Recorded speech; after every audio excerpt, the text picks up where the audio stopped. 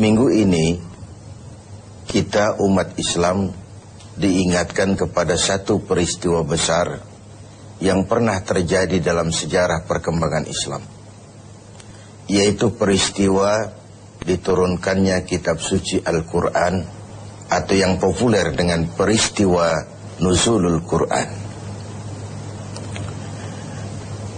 Setiap agama mempunyai kitab-kitab suci tentu.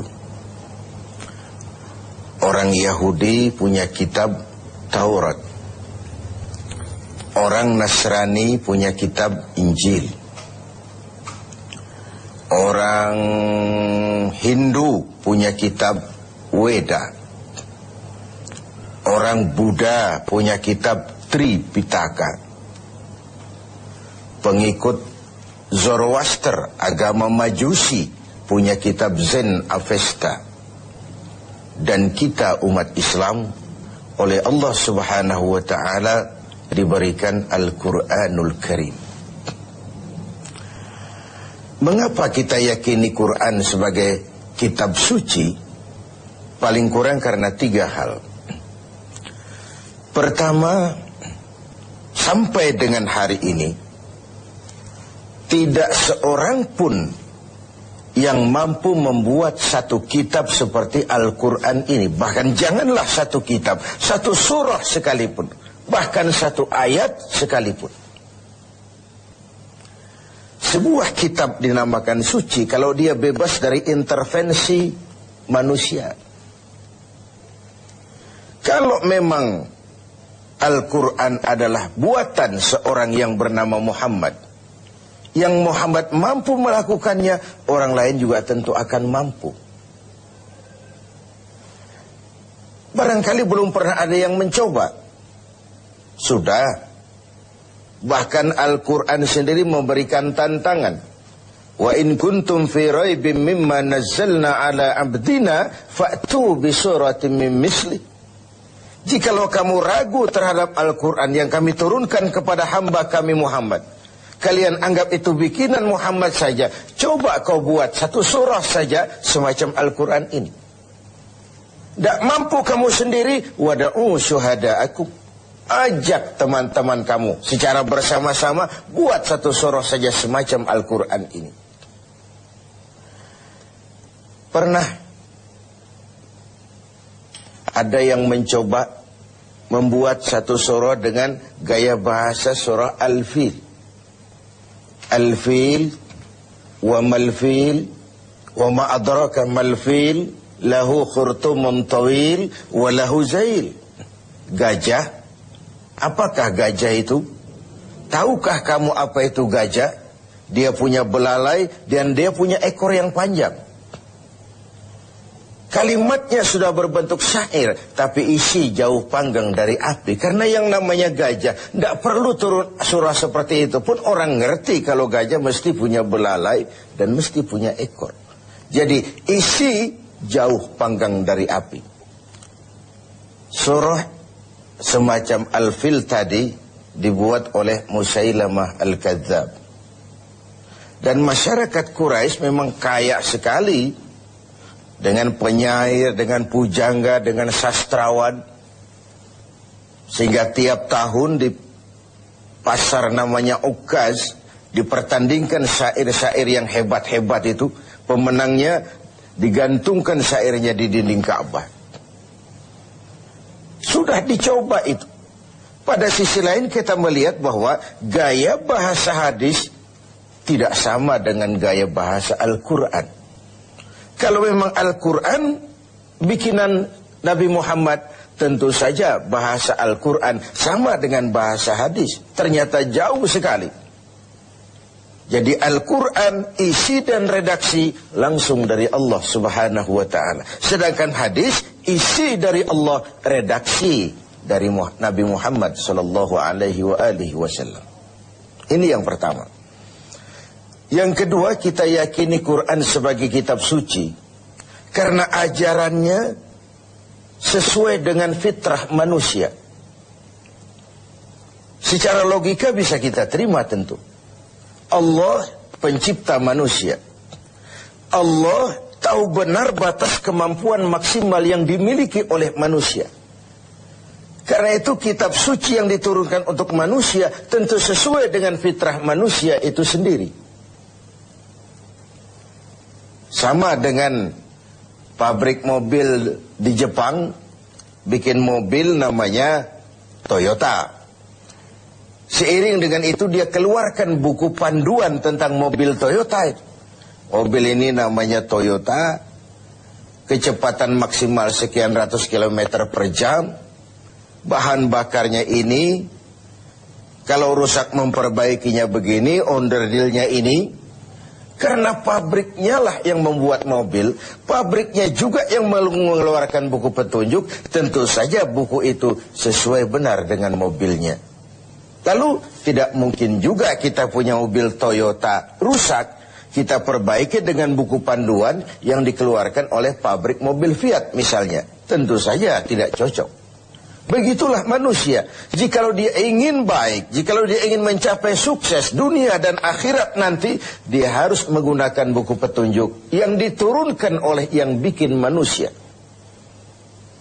Perintah Al-Quran, ajarannya sesuai dengan fitrah. Apabila kemampuan melaksanakan sebuah perintah berkurang, maka tekanan perintah pun biasanya menurun. Mari kita ambil beberapa contoh. Satu hari seorang sahabat datang menghadap Rasulullah sallallahu alaihi wasallam. Lalu berkata, "Halaktu ya Rasulullah." Ya Rasul, celaka benar saya. "Ma ahlakaka?" Apa yang bikin kau celaka? "Waqa'tu ala imra'ati fi Ramadan." Sedang puasa Ramadan, saya tidak kuat ya Rasul. Saya bergaul dengan istri saya. Begitu? Iya, ya sudah. Bayar dendanya. Apa ya Rasul? Bebaskan budak. Saya tidak punya budak ya Rasul. Benar? Benar. Kau puasa 2 bulan berturut-turut. Arti 2 bulan berturut-turut itu sudah 50 hari batal, ulang lagi dari hari pertama. Itu mutawalliyat, berturut-turut. Tidak kuat ya Rasul. Tidak kuat. Tidak kuat saya, 1 bulan saja saya tidak kuat, apalagi 2 bulan. Benar kau tidak kuat? Tidak kuat. Ya sudah. Kau beri makan fakir miskin, 1 orang 1 mud. Ya Rasul, jangankan memberi makan 60 fakir miskin. Istri saya di rumah sehari masak, sehari tidak. Saya orang miskin ya Rasul. Lagian terlalu juga ini orang sudah miskin berani melanggar peraturan. Rasul senyum kemudian masuk ke dalam kamar, keluar kembali membawa sekeranjang kecil kurma. Bung, kalau kau tidak punya apa-apa di rumahmu, bawa pulanglah kurma ini, sedekahkan kepada orang-orang miskin di kampungmu sebagai pembayar dendamu. Ya Rasul, apalagi? Di kampung saya itu yang paling miskin saya. Terlalu betul orang ini. Marahkah Rasul mendengar ini? Beliau malah senyum makin mengembang lalu berkata, kalau memang begitu kondisimu, bawa pulanglah kurma ini, beri makan anak istrimu di rumah. Inilah watak dari perintah Al-Quran itu. Ngono ya ngono, ning ojo koyo ngono. Tidak, kalau sudah begitu ya mesti begitu, tidak sesuai dengan fitrah manusia. Di awal-awal turun perintah puasa, sebagian sahabat itu menyangka siang malam tidak boleh bergaul dengan istri. Mau bertanya mereka malu. Akhirnya ada juga yang nyerempet-nyerempet. Nah, satu hari selesai sholat zuhur, antara mereka kumpul, saling bertukar pengalaman. Yang satu bilang, semalam saya nggak tahan loh. Terus, ya saya nyelonong sama istri saya. Yang di sudut satu bilang, saya juga loh. Ternyata banyak. Terhadap ini kemudian turunlah penegasan Al-Quran. Uhilla lakum laylatas siyami ar-rafasu ila nisaikum. Dihalalkan bagi kamu pada malam berpuasa bergaul dengan istrimu. Kenapa? Ini fitrah. Ini manusiawi. Kalau siang tidak boleh, malam pun tidak boleh, sebulan penuh, apa ndak pingsan manusia itu? Inilah fitrah. Sesuai dengan fitrahnya. Semua ajaran agama, semua konsep Al-Quran sesuai dengan fitrah manusia. Suatu kitab dinamakan suci memang kalau ajarannya sesuai dengan fitrah manusia, bukan memberikan beban kepada manusia. Makin kita renungi konsep Al-Quran, makin kita renungi perintah-perintah agama, makin sampai kita kepada keyakinan bahwa itu sebenarnya apa yang diperlukan oleh manusia. Kita perlu sholat, kita perlu puasa, kita perlu zakat, sedekah, kita perlu sholat tahajud di keheningan malam, perlu.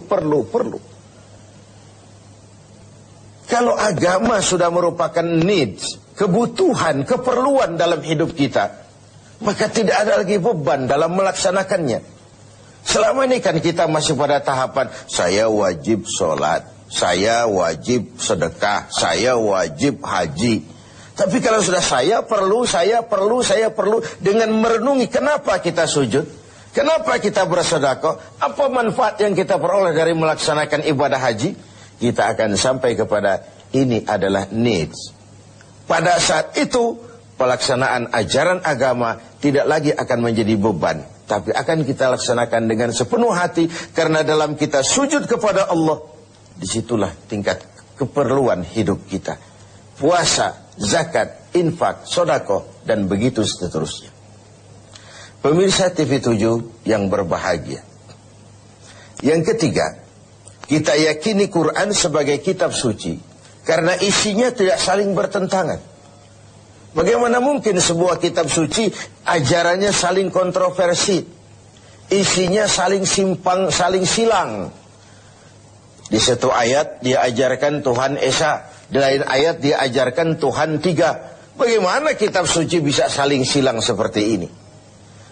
Sebuah kitab dinamakan suci kalau isinya tidak saling bertentangan. 6.666 ayat, 30 juz dan 114 surah, tidak satu pun yang saling silang, tidak satu pun yang saling bertentangan.